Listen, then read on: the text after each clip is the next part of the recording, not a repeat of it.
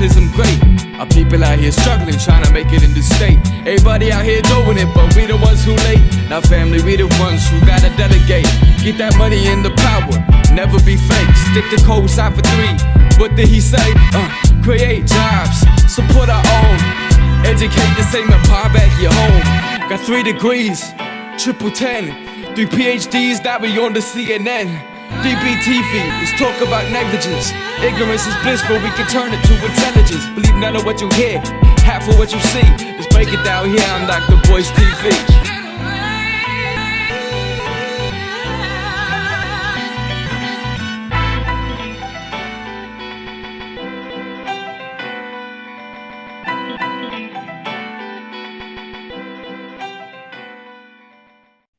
Well, you know what, Dr. Anderson, I agree with you. I think in terms of the promotion of mindsets and things that they call fads in the Black community, it is kind of interesting how they will pick things that are not beneficial to Black people being able to really protect themselves. One of the things that I would think about, particularly this week, after the killing of George Floyd out of Minneapolis, is that we need more masculinity in the Black community, because that's important for the protection of families, the protection of communities, standing up against the police. And if you think about it, when you look at what just happened, out of Minneapolis, I mean, people are burning stuff down and screaming and hollering and protesting and everything else over the death of George Floyd. But you have to look at, what happened to our community in the first place. Why are we not able to adequately protect ourselves? Why is it that people can come into our neighborhoods and kill our men? George Floyd's a big, strong Black man. They can kill our men, and we think, and we just can't do nothing about it. They got all the guns, they have everything else. It seems like there's a history to that, and I know that there's a history to that. And I wanted to ask you about that. How do we get to this point in the country where the police have such dominance over the Black community that they will kill you, look you right in the eye, and basically say, hey, we know that there's nothing you can do about it anyway, so we don't even care? What do you think, Dr. Anderson? You're exactly right. But see, and in part, I can't blame all that on whites. I have to blame some of that on Black people. And part of that is the inappropriate behavior pattern on our parts of our people. We allow people to do that to us.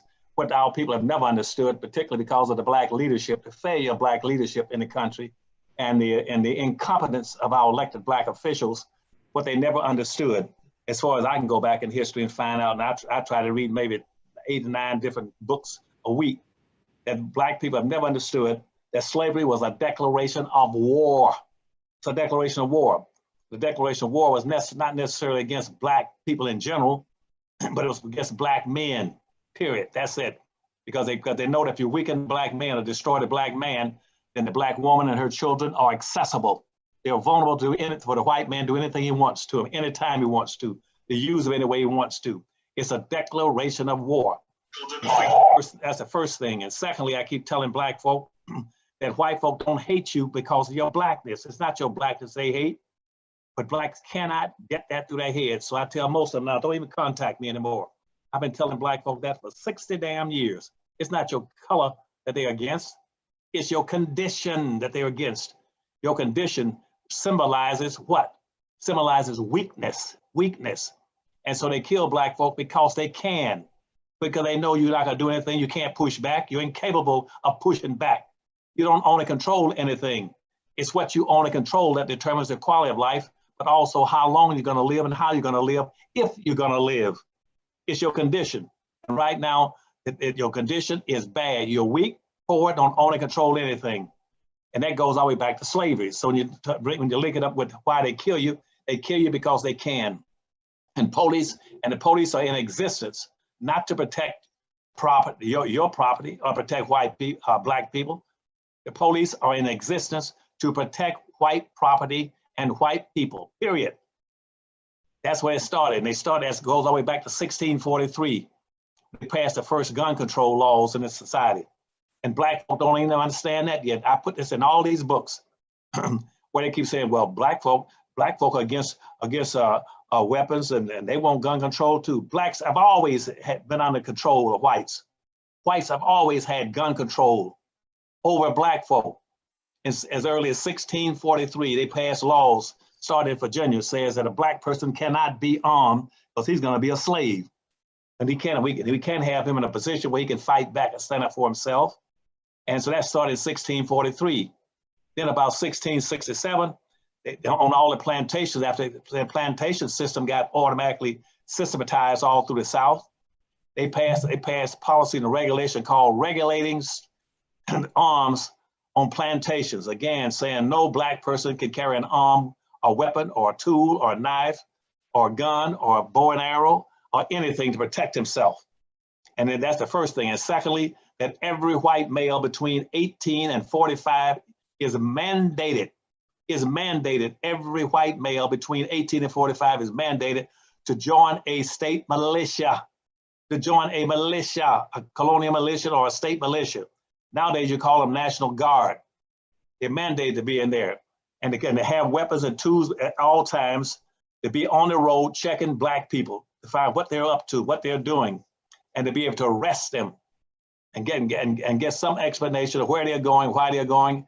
And if they don't like it, they got a right to kill them. That is a law. That's what the Second Amendment to the Constitution is about. It arms white folk and disarms black folk. And you still got black folk talking about, I don't want no weapons. Damn it, you better be getting something in your hands to be able to protect yourselves. And so what you should be saying is that white folks right now own 100% of 367 million damn handguns and pistols in the United States and rifles. Damn it, you better be getting yourself some pistols and arming yourself and saying quid pro quo. You hit me, I'm gonna hit you back. You send me to the hospital, I'm gonna send you to the cemetery. Because they know if you don't do that, until that comes, your weakness is signified. I go into a church and shoot 20 blacks right now. And all you're gonna do is say, oh, they're so bad, they're killing black folk. They're killing black men. Yeah, they're gonna keep on killing black men until you stand and say, we're not weak people. We're strong people, some of the strongest people in the world. Well, you know, one of the things I want to ask you about this. So what you're basically saying, Dr. Anderson, is that a lot of what they consider to be what they call gun control is really applied to black people. That it's almost black people control because whenever they talk about controlling guns and getting guns off the streets, I always found it funny. They will go to the black neighborhoods and say, we got to get these guns off the streets, But black people don't own the majority of the guns. White folks own 99% of the guns. So it seems like gun control would be going to those places where the guns actually are. But it almost seems like they brainwashed us into believing that we should be completely disarmed, completely vulnerable, completely scared, and completely accessible to anybody who wants to kill us. And we buy into that. Is that right? Yeah, you're absolutely right. You buy into it. So you're co-conspirators against yourself. You participate in things to disarm black folk and also to kill and slaughter black folk at will. That's why when they used to lynch black folk, they had lynching. You couldn't get lynching laws enacted. Where even Franklin Delano Roosevelt said, I can't help you enact in the legislation to stop lynching in the country. I know you're lynching 2 or 3 black people a day, but if I were to try to help pass a law to stop people from lynching black folk, which is the same thing as shooting and killing them, the Southern whites might get angry. Conservative whites in the country are totally opposed to black folk being armed. That's why after the Civil War was over, when the South started Jim Crow segregation, one of the first thing they did in the black codes were to pass gun control laws. So that in the South, in all those southern states where black folk were the majority population, in all those southern states, they ain't gonna let these blacks have weapons. We're gonna pass laws saying the only thing they can have are a few rifles here and there if they have to go hunting for food, and they won't have to come to a white store. But other than that, they cannot have pistols in the South. That is, again, to keep black folk in a vulnerable condition. So if black folk want to reverse the thing, that's what they should be doing. Stay away from these dumbass civil rights leaders and say, hey, no, I'm not I don't need gun control on me. Whites have always had gun control laws. They've had gun control laws in 1643. They had them in 1667. After the Civil War, they had enacted other civil rights laws. I mean, not civil rights laws, but other laws that saying black folk cannot arm themselves in the South under the black codes and the code of etiquette. It's saying that whites can do anything they want to blacks in the South. That's why in a 20-year period, I just checked one 20-year period between 1880 and 1900, they list over 2,800 black men in the South. Lynched them straight up for even having contact with, or looking at, whistling at, talking to, sending love letters to, touching, being in association with, not talking off and taking off his hat to, disrespecting a white woman. Anything, any excuse to get rid of a black man. And blacks don't have any weapons. So right now you need to reverse it and say, no, we're no longer, you've always had gun control on us. That's why whites control all the weapons. They manufacture all the weapons. They manufacture all the bullets. That's why they got all the training camps all over the country. They got all the rifle ranges all over the country. Blacks don't have anything, weapons. Blacks don't have any weapons. What blacks have to do is flip the switch. Don't play with cards that other people dealt you that are marked. Flip the switch and say, no, I'm no longer for gun control. I'm on every damn black household. Have like whites, have 10 or 20 guns in your house. But what we have to do though is get rid of the stupid blacks that always exercising inappropriate behavior, Dr. Watkins, that always shoot their own people. You get rid of those damn blacks. You get rid of them by building your own communities, establishing a code of conduct in your communities. It says any of these crazy ass blacks that want to demonstrate inappropriate behavior, you're not permitted. You're excommunicated out of the black race. Do not come into our communities. If we're gonna have guns in the black community, we don't want any crazy but black folk in the community. And we don't want anybody else to come in our communities to do in black folk. But you have no code of conduct. Whites got code of conducts. That's why every average white home might have 30 or 40 damn rifles and guns right now in their homes. But they don't go around just randomly shooting in crowds because somebody else is selling drugs and you're selling drugs on the same corner. See, they get away with that because we don't have a code of conduct. And necessary, we get yourself a black mafia. Get yourself a black mafia that says that you can have weapons in the black communities, and any black you see that's demonstrating inappropriate behavior, you excommunicate them out of the neighborhood. So you go live in somebody else's neighborhood. You go move into a next Mexican neighborhood, move into Chinatown, move into Koreatown, move into a white suburbs, but do not try to live in a black town and have a weapon and take and try to use it against another black person. Exercise some common sense and stop inappropriate behavior patterns in your people. You catch one, you hang him up and call the white folks that we hung this sucker because he was out running drugs and killing black people. And he's black. Run him out of town like you would a hound dog with a disease. Everybody who just tuned in, I'm speaking with Dr. Claud Anderson. Dr. Anderson is the author of the book. The book's Powernomics, Black Labor, White Wealth, The Black History Reader, and Dirty Little Secrets 1 and 2. You can go to powernomics.com to check out his books. I highly recommend it. Everybody should have Dr. Anderson's books. And we're talking about a lot of things. And obviously, the first thing I wanted to ask Dr. Anderson about was the killing of George Floyd out in Minneapolis. People there's a lot of unrest. A lot of people are not just protesting, but some people are retaliating, and it's becoming a big issue. And I want to ask you about this. I meant to ask you this question.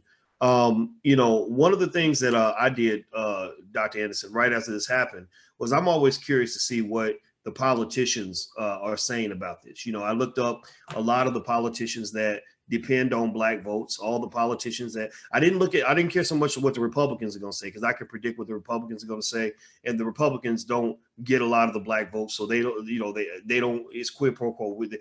I look to the politicians that owe us something, the ones where we gave them something, they owe us something back. So I look at the Democratic politicians. So I looked at first I looked at Barack Obama.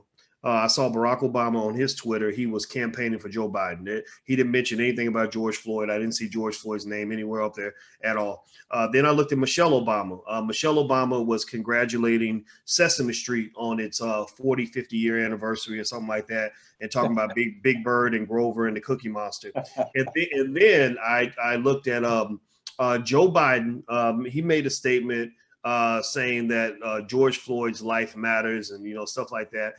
He at least he talked about it. And then Amy Klobuchar, who's a white lady that's supposed to, they say she might be Biden's running mate. She also made a pretty radical statement about it and saying, people should be held accountable. Now, here's the issue, though, and I want to get your take on Biden in general. Joe Biden has a history of really, really being among that group. When you talked about the Southern the Southern men, I forgot which words you used, but the conservative Southerners that really push forward a lot of the legislation that led to the killing of black people or the arming of the police and the mass incarceration and all that stuff, Biden was right there in the middle of that. Biden was one of those guys that created the police state that we live in now. And Amy Klobuchar, the lady that they're looking at is his running mate who's in Minnesota, she also was a person who refused to prosecute cops. She did not prosecute police when they would go kill black people. So it's really interesting to me when you look at the politics and these politicians that are begging for black people's votes and demanding black people's votes. I find it interesting that when black people are really into something or really concerned about something, they're nowhere to be found. They're only there when it's time to show up and get the vote, but they're not there fighting on behalf of black people. So can you give me your take on that, and also spin Joe Biden in there? I'd like to get your assessment as a seasoned politician or political figure on what you think about Biden and his presidency and everything else. I think Biden is an extremely weak man. He'll be a weak politician. He's not doing things specifically and solely for black folk. He's not going to do it. And seeing black people right now don't understand the issue should not be what political party you belong to, whether it's a Democrat or a Republican or the Libertarian Party or the Green Party, has nothing to do with it. And again, as an old Democrat, when I ran political campaigns for governors and presidents, attorney generals, state legislators, and mayors, I ran the campaign. I was a campaign manager. I don't know who in the hell they getting this information from. I don't know many of them that had that damn opportunity to run those kind of campaigns across the United States. I ran the campaign. I managed them to get out the votes. And I was noted for winning. I ran campaigns and I would win when I ran it because I played to win.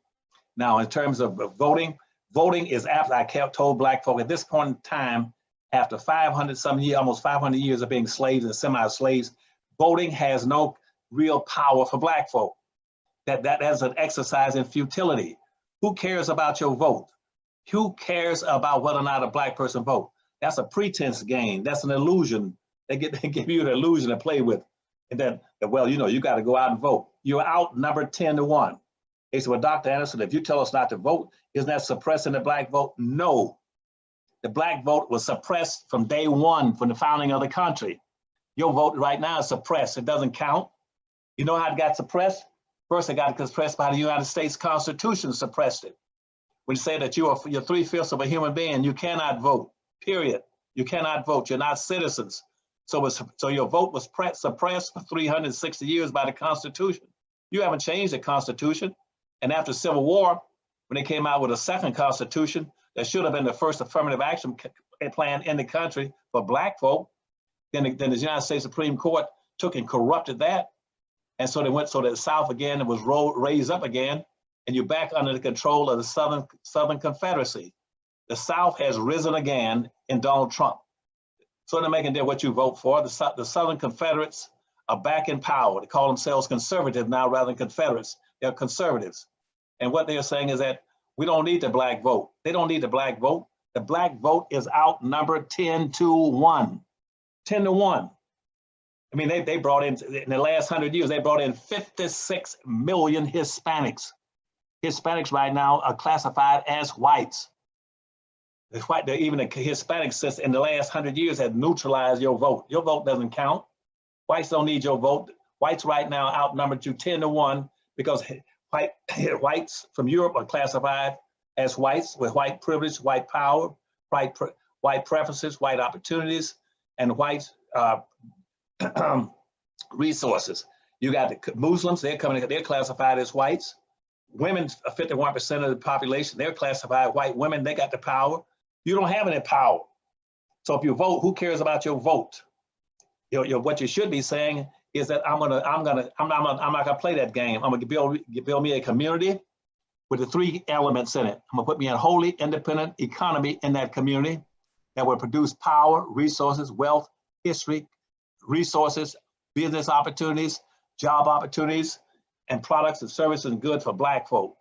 And then once we start acquiring some wealth and power, then we go to the second floor and we started playing politics. Do not play politics with voting until you got an economy behind you. You know why? Because you have to have an economy to put power and punish and reward those who either do or don't do in your favor. Right now, the whites don't care about what we're gonna do for black folk. You ain't gonna do a damn thing for them. They haven't got any power. They don't own and control anything with a 1/2 of 1%. That's all they can do. I can shoot, if I were white, I could shoot 10 blacks a day just on general principle. What are they gonna do? They're gonna march and demonstrate, or they're gonna riot. See, blacks never rioted in this country until the 1960s civil rights movement. Blacks have never in the history of this nation ever rioted. And we're talking about what black folk are rioting. Black folk had never rioted until the civil rights movement in the 1960s. You know who did all the rioting up to that point? Was whites. Whites were the people that did all the rioting. In the history of this nation, whites rioted in 100% of the cases up until the civil rights movement. And now they can blame black folk for rioting. And when whites rioted, it was different from black folk rioting. White folk rioted up until 1960 for a very specific reason, what you're talking about now. They rioted so they can go into black and destroy black people, destroy blacks, anything black folk own, to kill black folk. They were going to Tulsa, Oklahoma, and burn down Greenwood and kill 600 blacks because that was their intent. They didn't call it, they call that a riot. They rioted in Rosewood in Florida, killed all those blacks and burned down everything. They riot to destroy blacks or destroy something physical assets, a wealth that black folk own. When blacks now start talking about rioting, what are you riding for? What are you riding for? You don't have any power. And that's what Trump is doing right now. Trump is setting up the court system so you'll never have any power.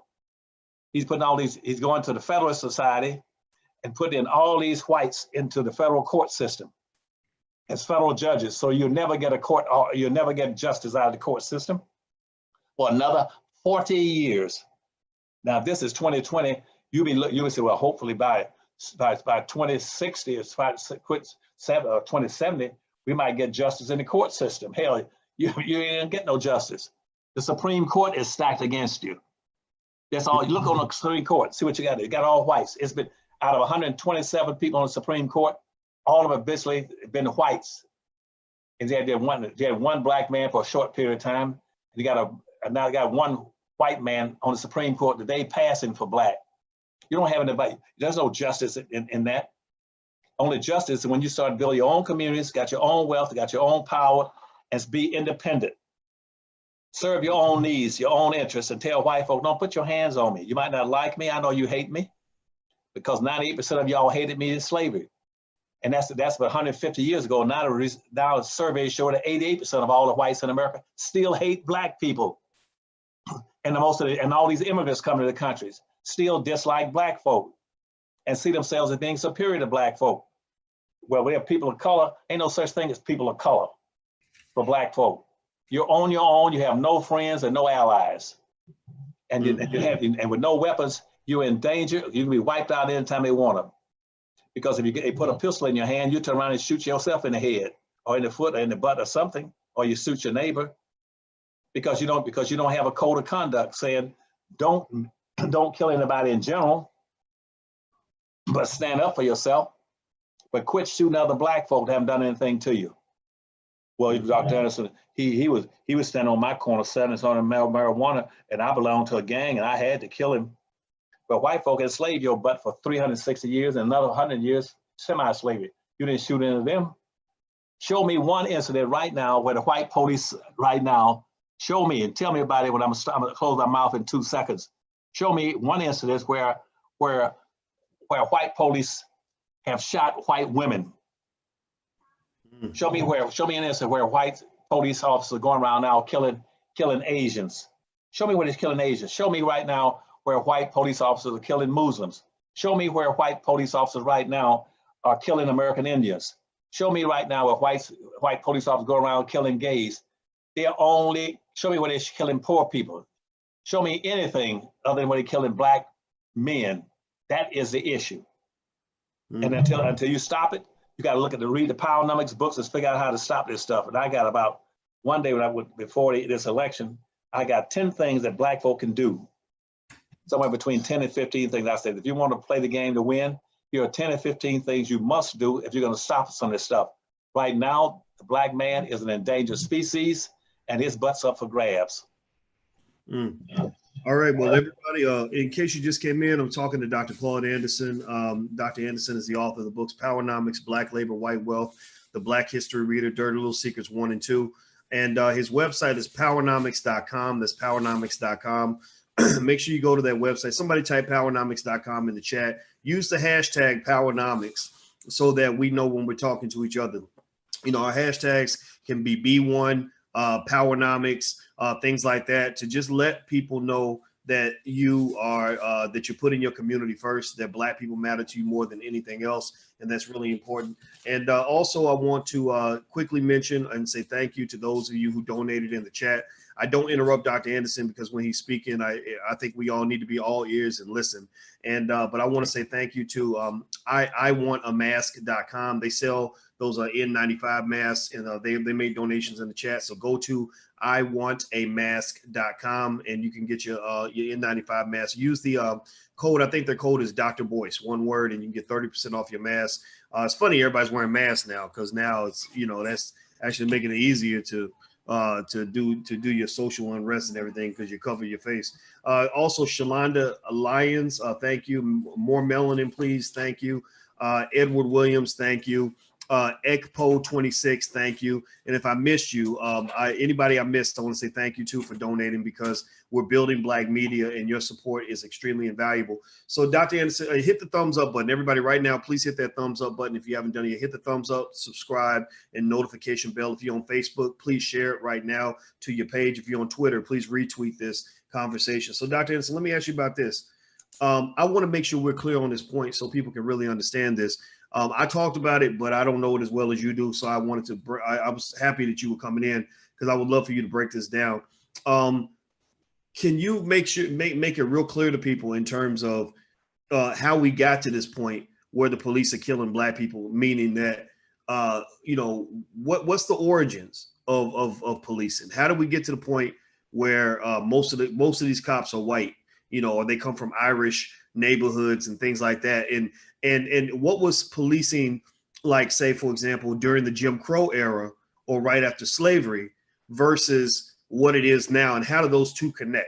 You know, the same way, you know, the criminal justice system connects to slavery, right? The states that had the most slaves also had the most Black prison inmates. So how does the policing itself, in terms of the procedures and protocols, you know, how does that connect to what they were doing over 100 years ago, you know, to what we're seeing right now? Well, let me just talk a little fast. I know this is a special day for you because you got to get back and talk to that woman who you're going to be marrying so pretty soon. Yeah, it is her birthday. It is her birthday. Yes, and I don't want her to be angry with me. So let me see if I can keep. But when slavery was in full bloom, again, keep in mind now, the southern states is where most of the Blacks were consigned to. They were consigned to the southern states because there wasn't that many Black slaves up north. Even though the North is just as racist as in many respects as the South, but most of the slaves were confined to the South. That means that most of those southern states had majority Black populations. That was by policy, because you passed laws in the slave code of 1705 that says that for every 4 or 5 Blacks in the South, we want at least one white person to be down there to be in charge of them, to be managers and over them. And so that's why they set up something like the Georgia colony to make sure that they set a buffer zone where Blacks can't try to run away and enslave and go to Florida and come back and fight. But in the South, it was North Carolina, South Carolina, Georgia, Alabama, Mississippi, Louisiana, and Texas. Blacks were the dominant population. Blacks made up 50 to 55% of the population. That scared the hell out of white folk. But they had to have some whites down there. But once they started importing some whites down there, they had to import them. That's why they set up Georgia. They petitioned England, started sending more people to America during slavery. And they were running out of normal citizens with normal attitudes.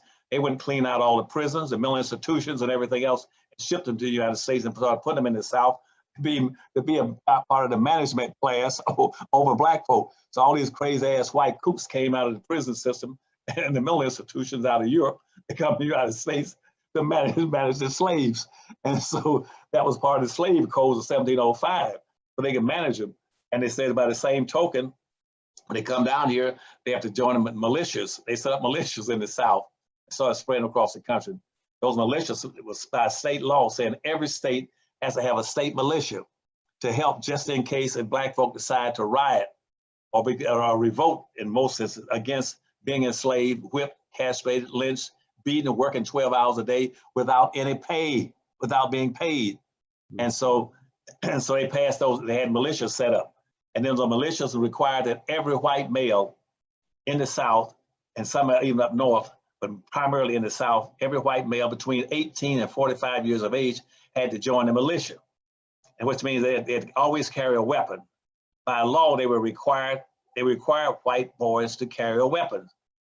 And so they carried these weapons around and they had a setup called paddy rollers, which means they walked the streets and roads at night. It's any black person they saw that they would say, well, if he looks suspicious, what constitute being looking suspicious? I mean, if he was black and walking free, that was being suspicious. He looks like he might do something. He's big and burly. That made him suspicious. And so you stop him, arrest him, and ask him for credentials. Why are you out here? Why are you walking free? Why aren't you on the plantation picking cotton or doing something worthwhile? And that's what the militia was doing. And later on, they on the plantation themselves, they gave those same people, they gave them a badge. They had plantation badge, and those plantation badges called them policemen. So the first policemen were really paddy rollers. They were slave chasers. And if you look in the Black History Reader, like this book, and you're looking at one that I can't remember what page it's on, I put down photos of the badges, the police badges. They call them plantation police. That was your first police in the United States, were plantation police. That was their responsibilities, to walk the streets and to do what? To protect white people's lives and to protect white people's property. That was the purpose of a police. The police as an extension of the military. That's why in any kind of revolt by blacks, that they always call out the military to come protect the white folks and their property. They didn't come out, they have no obligation to protect black folk. And the police is there to protect white people and white people's property, particularly business property, because in our society, the most important thing is owning a business. And that's what they're gonna do, protect that property. And that's why right now, if you go to any major city right now, where even if they had a majority black population, you'll wind up finding out that most of the police officers in a big city are gonna be whites. And the common sense question should be, why would a majority black city have a police force that's primarily made up of whites? You gotta be on the stupid side to do that in the first place. Why would you hire white people in a majority black city, arm them, give them a badge, and give them a club to beat the hell out and shoot black folk? But that was a frequent thing, still goes on. I go to any major city right now that's predominantly black, the police force would be primarily whites. And you should ask yourself, well, why would black folk do that? It's a form of suicide. They authorize whites to come in and beat them and shoot them. But see now, but if I go into a white neighborhood in a rural area, any place in this country, I'm not gonna find white rural communities that are majority white people in it, where they're hiring majority blacks and giving them guns to be over them. That's the whole thing about the gun control. Why is the white neighborhoods, white communities never have a majority black police force over them? I go to any major black city and you'll find that they hire whites to be over them to dominate them. It's a form of suicide. They've been doing it for so long, they do it automatically. And then they turn around and complain about white police brutalizing them and shooting them. Why they do it? They said, why do they do it? Because you allowed them to do it. You authorized them. You gave them the badge. You gave them the club. You gave them the gun. That's why they do it. They do it because they can do it. And you don't do anything about it. They know it. And once you try to prosecute one for doing it, something that's abusive to black folk, he goes to the court system, and you find all the prosecutors. 95% of the prosecutors are whites, and about 95% of all the lawyers in America are white. All the federal judges are primarily white, and the Supreme Court is primarily white. You haven't got a snowball's chance to get justice. So that's why you need to build your own communities, hire your own police force, and see the Chinese learned this way back in the 1800s. You cannot go to Chinatown to find white policemen in Chinatown. Why wouldn't blacks do what the Chinese were doing? In Chinatown, they had a general rule that says that we don't need to have white police officers in Chinatown. We don't want any white police in Chinatown brutalizing white folk. I mean, brutalizing Chinese, because here we take care of our own people.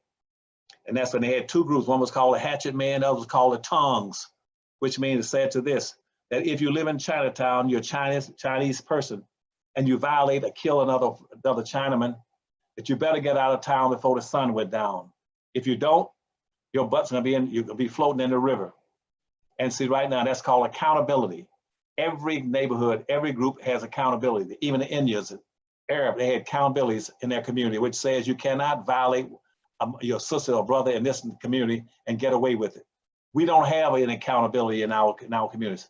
We don't have a code of conduct that says you cannot live in our community and violate other black folk and hurt and kill them and slaughter them because you got a pistol and get away with it.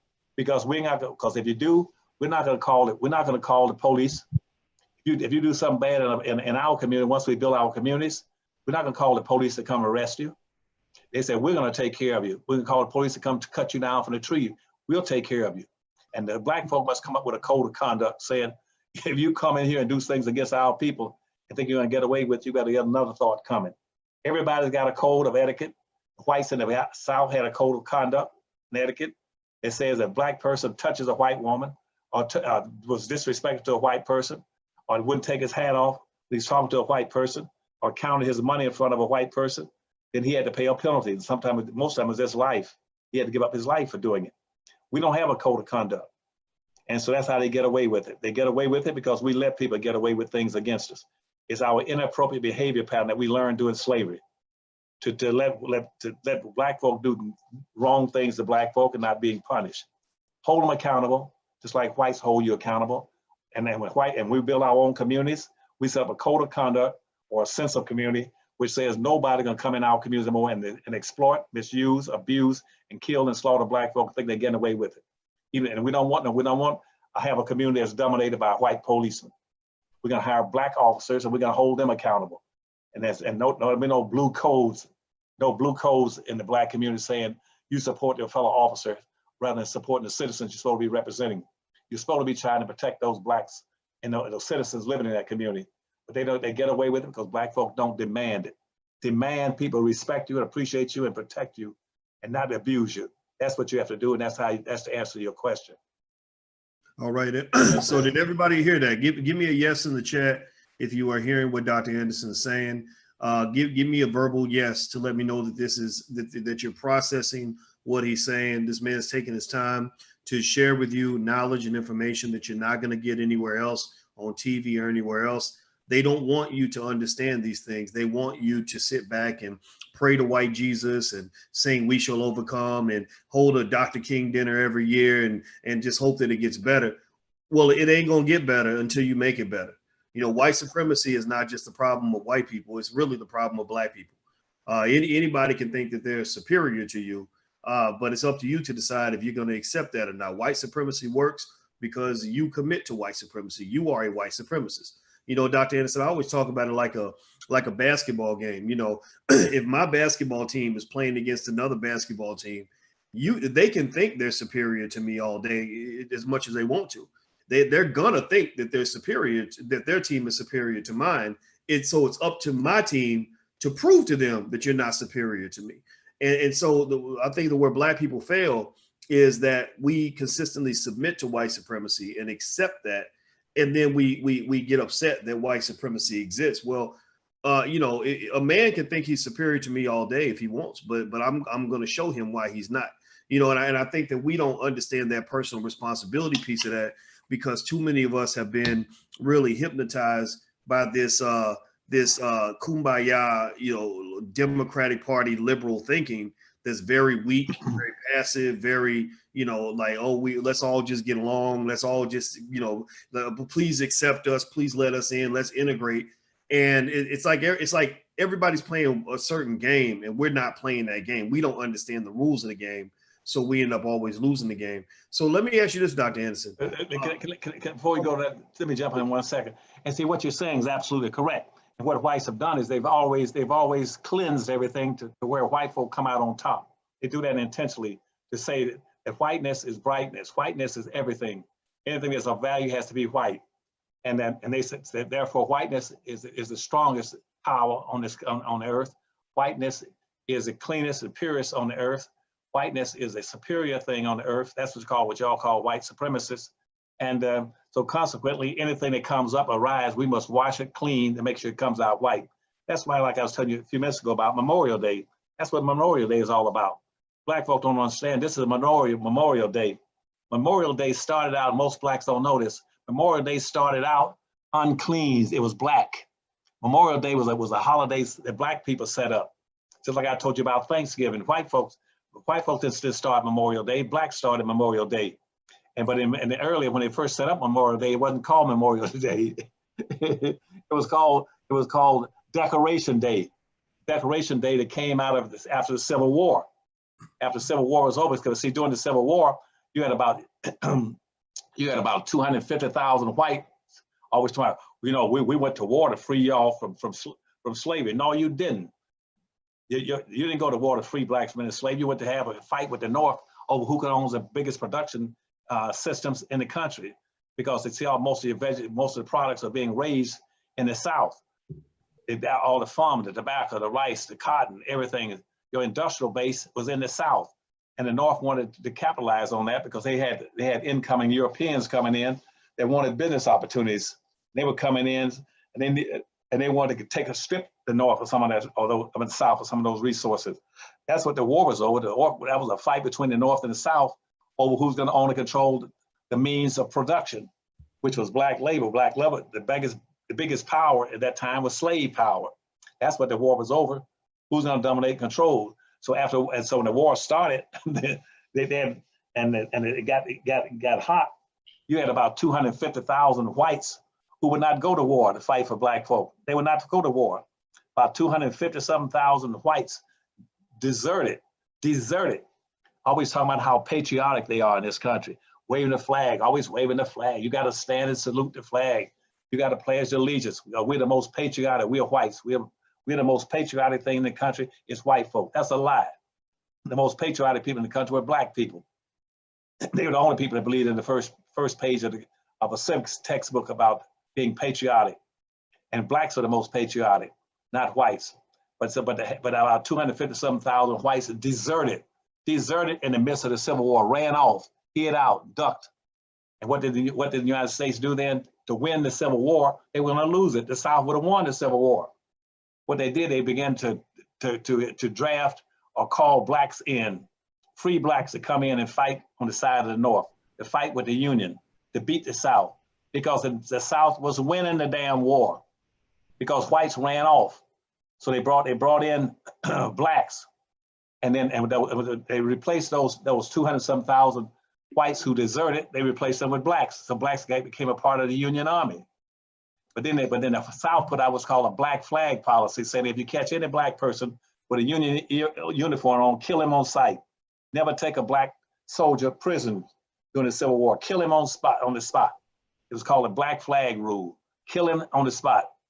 And they convinced the American Indians that were fighting also with the South. American Indians also killed black soldiers who were wearing a Union uniform and on the site. And so when the war ended, the blacks, and the war was over in 1965. They then, some blacks starting, I guess it started in South Carolina, probably around Charleston.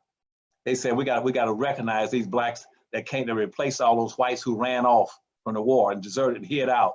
Now they won't take credit for having ended slavery by fighting the Civil War. They were cowards when they ran off from the Civil War and they deserted, but now they won't take credit for it. When in fact, you had 250-some-thousand blacks replace them and fought that war for them.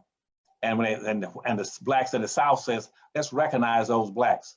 And so they started in Charleston, South Carolina, they started a thing called Decoration Day, which means on the 1st of May, the first day of May every year would be called Decoration Day. That's when blacks in the South would go out and place flowers on the graves and have a little march and demonstration celebrating the soldiers, black soldiers who went to war that really won the Civil War. It was those black Union soldiers, and put something on their graves because the Indians and the whites slaughtered and killed them.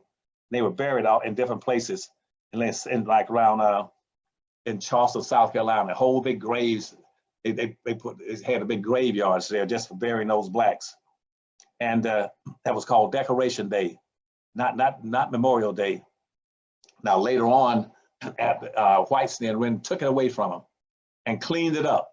No longer be a Decoration Day, so we call it a Memorial Day. We call it a Memorial Day, and instead of having these, and you know what Memorial Day, and we'll have it have a big place in Washington D.C. where we'll celebrate Memorial Day. Not on May the 1st as black folk were celebrating it. Let's celebrate it the last day. And we make it a white day holiday. And we make it on the 30th of May, the last day when the whites take it over. We'll make it the last day where blacks had created or invented Memorial Day was the first day. And they started right here in Washington D.C. They started right across over here in Arlington, because that, you know what the Arlington Cemetery is? Mm-hmm. That used to be called that was a village for black folk. That was black folk had a big village there. That's where that's really was the first memorial place for decoration for recognizing blacks who fought and died in the Civil War. And there was 1,000 acres over there, that land that belonged to George Washington's son. It was 1,000 acres, and over in Arlington, the blacks built a village over there called a Decoration Village, a Freedom Village, and that was right where that Arlington Cemetery is. Whites took over Memorial Day, changed it from the 1st of May to the 30th of May, and then took over the land where blacks were living. It was called a Freedom Village. They burned down and turned out all those black homes and made it into a big cemetery they called Arlington Cemetery, where now they bury the dead for whites, for the military. That's where Arlington came from, and that's why Memorial Day is celebrated now over in Arlington on that 1,000 acres. There used to be a Freedom Village for blacks that started out as Declaration Day for blacks. That's where Memorial Day came from. That's how whites took it and cleaned it up and changed it from being a black holiday to a white holiday. And instead of celebrating and commemorating blacks who had died, they now celebrate any and anybody, just like they do it with social integration. It's everybody. That's why they changed the word from black suffering to minorities, the poor people, the people of color. Anything that's supposed to be black, they clean it up and change it for everybody. That's why Arlington Cemetery would take anybody over there other than blacks. But that's where Memorial Day came from. It was initially a black holiday. It was on the 1st of May, not the 30th of May where it is now. Whites cleaned it up, took it and stole it. And now that's what you're celebrating, is everybody but black folk. And they've done that throughout history. Every time something comes up, that's why there's no Hall of Fame in music for black folk. And they take black folks' music called rock and roll, called rhythm and blues. They change it to rock and roll. They take anything that black folk have and change it, make it and clean it up and make it something for whites. That's the long and short of it. All right, everybody. If you could, please give Dr. Claud Anderson a digital thank you, a digital round of applause, and let him know how much you appreciate him coming in and sharing his time. And also, as you hit the thumbs up button, please hit the thumbs up button. Make sure you subscribe. I want to say thank you to Nancy King, Cameron Brown, Angelique Lenoir, Michelle Cameron Isaacs, and Mike Nice. Thank you for your donations in the chat. It's really, really going to help us build this platform out. Anybody else who wants to be a patron and be part of our League of Intelligent Black People can go and sign up at intelligentblackpeople.com. That's intelligentblackpeople.com. Two more quick things. One, Dr. Claud Anderson, all of his books in his library pack with all 5 books and the DVD can be purchased for $99 at powernomics.com. That's powernomics.com. It'll be the best $99 that you ever spent in your life. It'll be a lifetime of knowledge for your family. So I encourage you to go to powernomics.com. Also, don't forget June 1st. He talked about building an economic base. That's one of the solutions we believe in the Black Business School. I got the Panther behind my head. That's our logo. And what we're doing for you guys for free is the Black Stock Market Challenge. We want to challenge as many of you as possible to become stock market investors. The challenge is free. You can get started June 1st Go register now at theblackstockmarketchallenge.com. That's theblackstockmarketchallenge.com. Somebody type theblackstockmarketchallenge.com in the chat so other people can see it.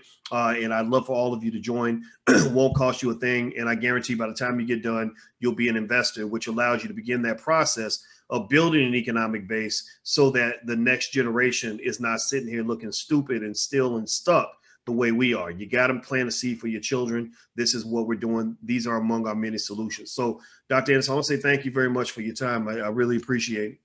Okay, and in case tell them, go to the Black History Reader to answer your question. You asked me about why is the pattern of black men killed by white law enforcement and white officers? Why is it so acceptable and entrenched?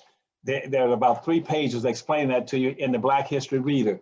And so if you go to the Black History Reader, go to page 150, 151, and 1 through 152. It explains all that, gives you all the historical data. Can you see that okay? Huh? And those are those 2 things, those are the badges. Those are called police badges. Those are the first police badges. They were called plantation police in the old days, but now they're still plantation, but it's called ghetto police that's doing the shooting and killing. In major cities, they pick black folk just as they did during slavery. But those are the initial badges that were given to police that were going to watch blacks and call patty rollers and militia. They watch black folk and guard them and kill them if necessary anytime they wanted to. So that's in the Black History Reader on page 150 through 152. All right. Well, Dr. Anderson, somebody in here asked if you could run for president, and so I think we make a great ticket. What do y'all think? Dr. Anderson for president. I'll be his vice president. What y'all think? Will we get y'all's vote in the next election? Give me a yes if y'all think that's a good ticket. Well, you know what? I maybe we can run for the president and vice president of intelligent black people. And that's where you already have that title, and I defer to you because I want y'all to know I ain't nothing, y'all. I'm just a cheap imitation. Don't say that. Yes, you are. But see, I would love to do that. As a matter of fact, I wish I were younger because I would do that. I would run for president just as represent. Because I wouldn't bite my tongue on protecting fight for black folk. Well, they wouldn't let you in none of the debates. They wouldn't let you in none of them head to head. And right now, the first thing I would do is take out most of these useless congressional black caucus that don't do a damn thing for black folk. But I would stand up for black folk, and people tell me, well, Joe the plumber, the whites, they want to do that. I said, tell Trump to tell me that. Tell Connolly to come tell me that crap. I said, I wouldn't listen to it. I said, I've been playing politics too long to buy into all this BS that's out there floating around. And I said, if you understand history well, you stand up and tell people ain't nobody better. And this is why I would love it. Because you see, the strongest, most powerful thing on earth is blackness. It's blackness. That's why the Bible says that in the first time when human beings were created, they were put into Africa and given the richest continent. Blackness is the most powerful thing on the earth. And black folk keep running away from it, and we should be running towards it. They be trying to get it wrong, be white. And see, if you go to in color in a box of crayons, I can put 8 colors into a box called color crayons. The strongest color is always the black color. The black color would dominate any color. It would dominate any color. And see, if people say, well, whiteness is brightness, and as I said, they want to change everything, make it white, make it superior. Whiteness cannot be superior. You know why? Because there's no color in whiteness. All the color comes out of blackness.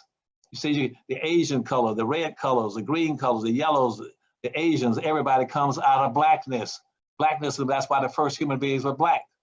That's why the Bible said initially when God created heaven and earth, and he created man in his image, and he had hair like lamb's wool and bronze skin. Blackness is power. And I would run for the president, yes. But when the first thing I wouldn't disrespect or hurt anybody, and I would love and respect everybody. But my first priority would be taking care of black people. I love black folk. I want those communities back that I grew up with. I love black folk. And one time, next time I come on one day, I want you to set aside enough time to walk through. Let me tell you what happened one day when I was and try to run through my history, why I love black folks so much in the South. And when I was younger, going back to the war, World War II, okay? And so you understand why I love black folk. I miss black folk the way it used to be, and I love them. And I would give anything to turn back the hands of time and go back, because black folk were fun to me back in those days. We were something special. I mean, we were special people in those days before that damn social integration came by. And all this BS Martin Luther King talking about, we want to go to their neighborhoods and go to their schools and marry their women and go to their theaters and their restaurants. No, I want to go back to blackness. And I know some people, Doctor, I don't know why you love black folks so. I love them. That was fun to me. Okay, and I respect them and I love them. All right. So everybody who loves black people, type black love in the chat. Type black love in the chat so we can remind each other how much we love each other. And I want you all to know that we love you very, very much, and we appreciate you as well. Do me a favor, hit that thumbs up button. If you're on Facebook, please share this to your page for all the ignorant people that need to hear from Dr. Anderson. If you're on Twitter, please retweet this conversation. One more time, his website is powernomics.com. You can get all of his great books, Powernomics, Black Labor, White Wealth, etc. It's the best black history you'll ever get, best black economics you'll get. Powernomics.com. Also, don't forget, Black Stock Market Challenge starts on June 1st. Everybody needs to invest. All black people must invest. Like Joe Biden tried to say, if you don't vote for me, you ain't black. Well, I come back and say, if you ain't investing for your children, then you ain't black. So let's claim blackness as intelligent, as builders, as smart, as strength, and let's start investing. So the Black Stock Market Challenge is totally free, starts June 1st. You can go to theblackstockmarketchallenge.com. That's theblackstockmarketchallenge.com. So thank you very much, Dr. Anderson. It was great talk. And Dr. Watson, do you have a better understanding? You think your audience have a better understanding now what Memorial Day is and where it came from? Well, let me ask everybody in here. Did you learn something new about Memorial Day? If you learned something new today about Memorial Day, type yes in the chat. Let Dr. Anderson know that his knowledge is not in vain. I know there's a few thousand people watching, and I know I learned a lot. And what I appreciate about your history lessons is that you give us so much information that we are not going to get in school. I don't know a single white public school on this planet that is teaching black children that truth about black history and who we really are and what we've gone through and how America came to be what it is. And you prepare black people to be strong and to defend ourselves. I think the current educational system trains black people to be weak and vulnerable. And so that's why I appreciate you. That's what led me to really appreciate your work from the very beginning. Well, I appreciate that, Dr. Watkins. And that's why, whether it's Thanksgiving or Memorial Day, I want them to understand that we are special people. You're exceptional people. You were the first people. You were the original minority in this country and on the earth. You were the strongest people. Your blackness is your code of conduct. And the reason you're being beat up on now is not because of your skin color, it's because of your condition.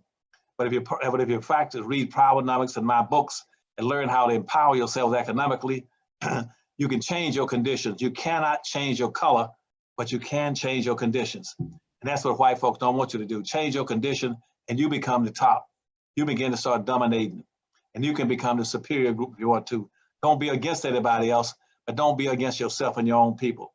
Learn that it's your conditions, change your conditions. Don't worry about changing your color. Quit talking about people against you because your color. They're not, it's your condition. If we become very powerful people, we had 600 black multi-billionaires, people would love and respect us. But right now, we 38% of our people are beneath the poverty line. They have nothing, own and control nothing. So now, change the conditions. I love you. Love you too, Dr. Anderson. Thank you very much for your time. And I'll see you next week, my friend. Thank you. Okay, see you next week. And tell the wife I said, happy birthday. I sure will. And everybody, don't forget, it's powernomics.com. That's Dr. Anderson's website. So I'll see you guys soon. Take care. Have a good day. And I'll talk to you guys later. Bye-bye. All right. Bye-bye now.